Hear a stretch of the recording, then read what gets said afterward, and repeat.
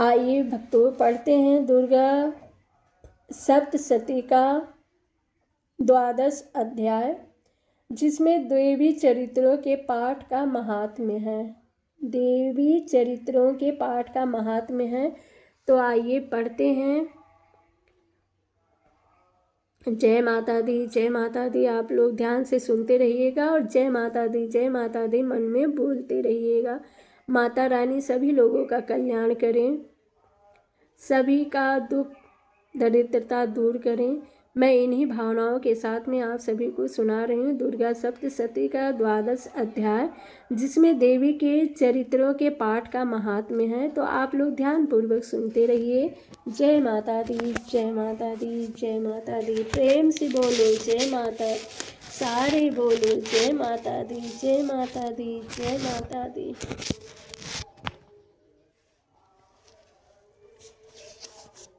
मैं तीन नेत्रों वाली दुर्गा देवी का ध्यान करता हूँ। उनके श्री अंगों की प्रभा बिजली के समान हुए सिंह के कंधों पर बैठी हुई भयंकर प्रतीत होती है। हाथों में तलवार और ढाल लिए अनेक कन्याएं उनकी सेवा में खड़ी है। वे अपने हाथों में चक्र, गदा, तलवार, ढाल, बाण, धनुष, पाश और तर्जनी मुद्रा धारण किए हुए है। उनका स्वरूप अग्निमय है तथा वे माथे पर चंद्रमा का मुकुट धारण करती है।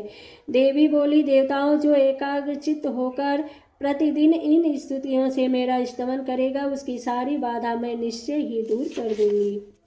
जो मधुकैटभ का नाश, महिषासुर का वध तथा शुंभ निशुंभ के संहार के प्रसंग का पाठ करेंगे तथा अष्टमी, चतुर्दशी और नवमी को भी जो एकाग्रचित्त होकर भक्तिपूर्वक मेरे उत्तम महात्म्य का श्रवण करेंगे, उन्हें कोई पाप नहीं छू सकेगा। उन पर पाप जनित आपत्तियां भी नहीं आएंगी।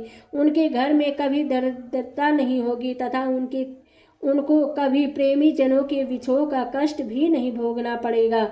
इतना ही नहीं, उन्हें शत्रुओं से, लुटेरों से, राजा से, शस्त्र से, अग्नि से तथा जल की राशि से भी कभी कोई भय नहीं होगा। इसलिए सबको एकाग्रचित्त होकर भक्तिपूर्वक मेरे इस महात्म्य को सदा पढ़ना और सुनना चाहिए। यह परम कल्याणकारक है। मेरा महात्म्य महामारी जनित समस्त उपद्रव तथा आध्यात्मिक आदि तीनों प्रकार के उत्पातों को शांत करने वाला है। मेरे जिस मंदिर में प्रतिदिन विधि पूर्वक मेरे इस महात्म्य का पाठ किया जाता है, उस स्थान को मैं कभी नहीं छोड़ती। वहाँ सदा ही मेरा सन्निधान बना रहता है। बलिदान, पूजा, होम तथा महोत्सव के अवसरों पर मेरे चरित्र का पूरा पाठ और श्रवण करना चाहिए।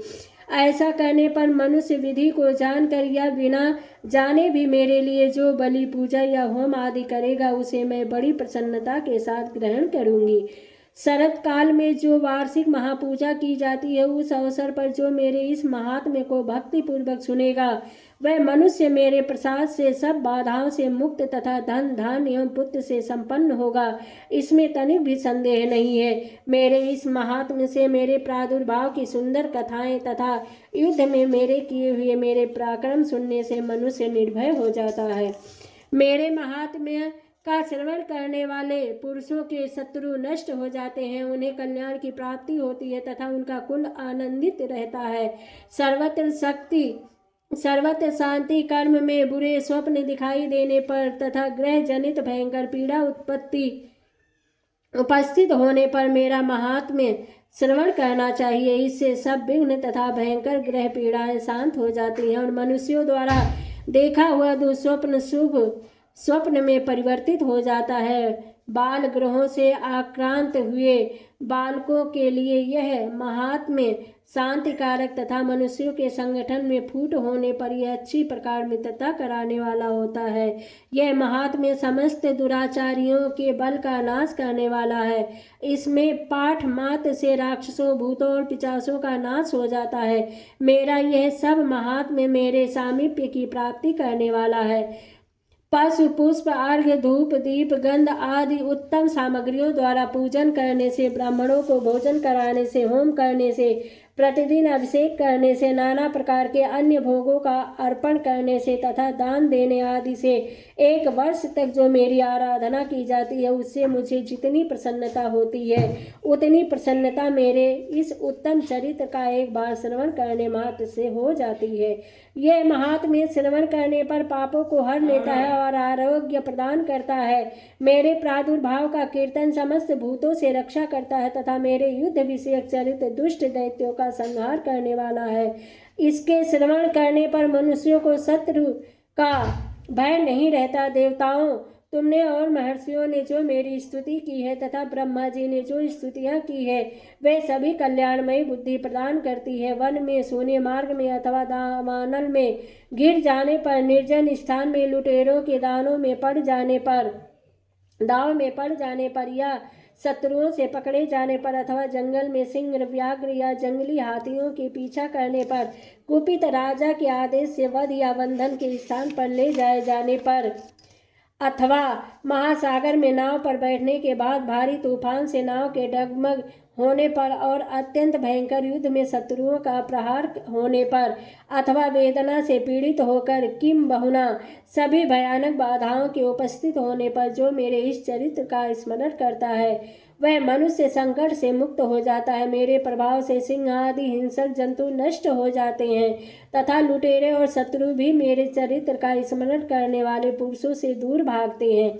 ऋषि कहते हैं, यूँ कहकर प्रचंड पराक्रम वाली भगवती चंडिका सब देवताओं को के देखते देखते वहीं अंतर्ध्यान हो गई। फिर समस्त देवता भी शत्रुओं के मारे जाने से निर्भय हो पहले की भांति यज्ञ भाग का उपभोग करते हुए अपने अपने अधिकार का पालन करने लगे। संसार का विध्वंस करने वाले महाभयंकर अतुल पराक्रमी देव शत्रु शुंभ और तथा महाबली निशुंभ के युद्ध में देवी द्वारा मारे जाने पर शेष दैत्य पाताल लोक में चले आए। राजन, इस प्रकार भगवती अंबिका देवी नित्य होती हुई भी पुनः पुनः प्रकट होकर जगत की रक्षा करती है। वे ही इस विश्व को मोहित करती है, वे ही जगत को जन्म देती है तथा वे ही प्रार्थना करने पर संतुष्ट हो विज्ञान एवं समृद्धि प्रदान करती है। राजन, महाप्रलय के समय महामारी का स्वरूप धारण करने वाली वे महाकाली ही समस्त ब्रह्मांड में व्याप्त है। वे ही समय समय पर महामारी होती है और वे ही स्वयं अजन्मा होती हुई भी सृष्टि के रूप में प्रकट होती है। वे सनातनी देवी ही समयानुसार घर में लक्ष्मी के रूप में स्थित हो उन्नति प्रदान करती है और वे ही अभाव के समय दरिद्रता बनकर विनाश का कारण बनती है, विनाश का कारण होती है। पुष्प, धूप और गंध आदि से पूजन करके उनकी स्तुति करने पर वे धन, पुत्र, धार्मिक बुद्धि तथा उत्तम गति प्रदान करती है। इस प्रकार श्री मार्कंडेय पुराण में सावर्णिक मनवंतर की कथा के अंतर्गत देवी महात्म्य फल स्तुति नामक 12वां अध्याय पूर्ण हुआ। जय माता दी, जय माता दी। प्रेम से बोलो जय माता दी। सूरत और वैश्य को देवी का वरदान।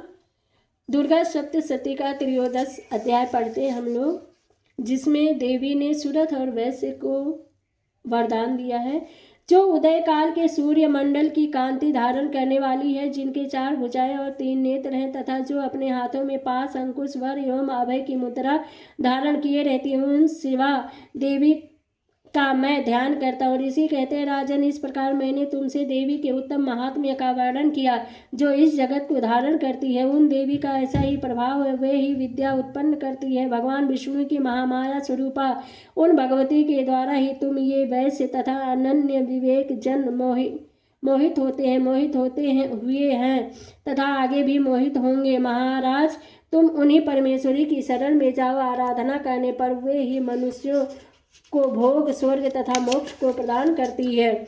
मार्कंडेय जी कहते हैं, क्रोष्टुकी जी मेधा मुनि के ये वचन सुनकर राजा सूरत ने उत्तम व्रत का पालन करने वाले उन महाभाग महर्षि को प्रणाम किए। वे अत्यंत ममता और राज्यापहरण से बहुत खिन्न हो उठे थे। महामुनि इसलिए विरक्त होकर वे राजा तथा वैश्य तत्काल तपस्या को चले गए और वे जगदम्बा के दर्शन के लिए नदी के तट पर रहकर तपस्या करने लगे। वे वैश्य उत्तम देवी सूक्त का जप करते हुए तपस्या में प्रवृत्त हुए।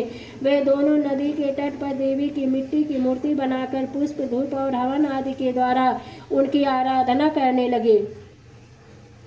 वे वैश्य उत्तम देवी सूक्त का जप करते हुए तपस्या में प्रवृत्त हुए। वे दोनों नदी के तट पर देवी की मूर्ति बना पुष्प, धूप और हवन आदि के द्वारा उनकी आराधना करने लगे। उन्होंने पहले तो आहार को धीरे धीरे कम किया, फिर बिल्कुल निराहार रहकर देवी में ही लीन मन लगाए एकाग्रता पूर्वक उनका चिंतन आरंभ किया। वे दोनों अपने शरीर से रक्त को प्रोक्षित बलि देते हुए लगातार 3 वर्ष तक संयम पूर्वक आराधना करते रहे।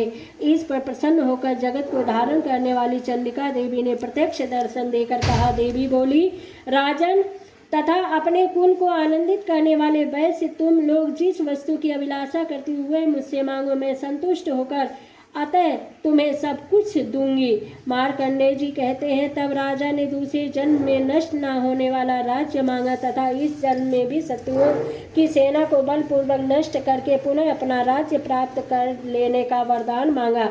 वैश्य का चित्त संसार की ओर से खिन्न हुए विरक्त हो चुका था, अतः वे बड़े बुद्धिमान थे। अतः उस समय उन्होंने तो ममता और अहमता पूर्व आसक्ति का नाश करने वाला ज्ञान मांगा। देवी बोली, राजन तुम थोड़े ही दिनों में शत्रुओं को मारकर अपना राज्य प्राप्त कर लोगे। अब वहाँ तुम्हारा राज्य स्थिर रहेगा। फिर मृत्यु के पश्चात तुम भगवान विवस्वान के अंश से उत्पन्न होकर इस पृथ्वी पर सावर्णिक मनु के नाम से विख्यात हो जाओगे। इस वैवस्वर्य तुमने भी जिस वर को मुझसे प्राप्त करने की इच्छा की है वह देती हूँ। तुम्हें मोक्ष करने के लिए ज्ञान प्राप्त होगा। मार्कंडेय जी कहते हैं, इस प्रकार उन दोनों को मनोवांछित वरदान देकर तथा उनके द्वारा भक्ति पूर्वक अपनी स्तुति सुनकर देवी अंबिका तत्काल अंतर्ध्यान हो गई। इस तरह देवी से वरदान पाकर क्षत्रियों में श्रेष्ठ सुरथ सूर्य से जन्म ले सारवण नामक मनु हुए। इस प्रकार श्री मार्कंडेय पुराण में सावर्णिक मनवंतर कथा के अंतर्गत देवी महात्म्य में सूरत और वैश्य को वरदान नामक 13वां अध्याय पूर्ण हुआ। जय माता दी, जय माता दी, जय माता दी। अब हम लोग करेंगे थोड़ी देर में आरती, उसके बाद में थोड़ी देर में हवन, उसके बाद में आरती। तो आज का मेरा ये 9 दिन का नवरात्रि का जो मैंने अनुष्ठान किया था वह आज पूर्ण होगा। माता रानी मेरे भी कष्ट को दूर करें, मेरी भी दरिद्रता दूर करें, अहंकार दूर करें, मुझे बुद्धि प्रदान करें और श्रेष्ठ मार्ग पर चलने के लिए मुझे प्रेरित करें। कभी भी मुझसे कोई भी बुरा कर्म या बुरा रास्ता मैं ना चुनूं जिससे मेरी हानि हो। मैं हमेशा ही माँ के चरणों में अपना ध्यान लगाए रखूं, ऐसी मैं माता जी से प्रार्थना करती हूँ और मेरा कल्याण करें। माता जी मेरे परिवार को सुखी रखें।